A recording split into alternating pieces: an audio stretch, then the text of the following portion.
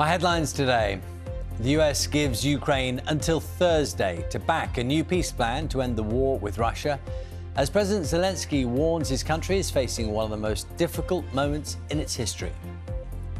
We have a way of getting peace. We think we have a way of getting peace. He's going to have to approve it. Ukraine will be high on the agenda here in Johannesburg as world leaders meet for the G20 summit.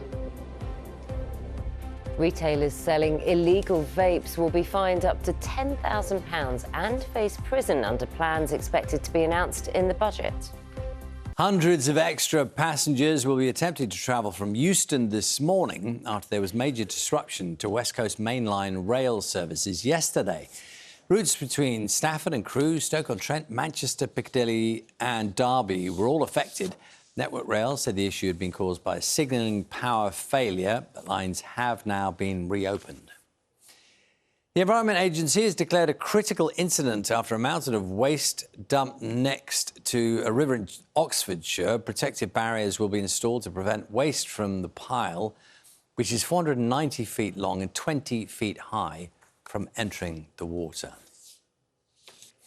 Details of a clinical trial to assess the risks and benefits of a controversial puberty-blocking drug for children and young people who are questioning their gender have been announced.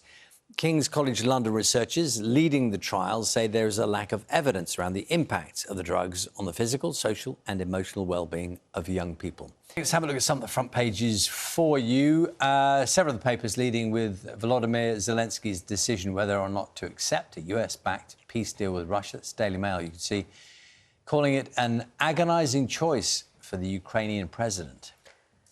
The Times also focuses on the peace proposals, saying President Donald Trump has confirmed the Thursday deadline for Ukraine to respond.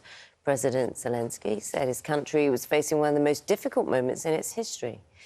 The Guardian reports that Prime Minister Sir Keir Starmer is urging Nigel Farage to root out links between Reform UK and Russia, following the conviction of Nathan Gill, a former Reform UK in Wales leader, who's been jailed for 10.5 years and for taking bribes as part of a pro-Russian campaign. Let's have a look at the Telegraph, reporting the Conservative Party would retain just 14 seats if an election was called now. That's according to internal party polling leaked to the newspaper. It also says the party faces an existential threat from Reform UK, according to an inside source.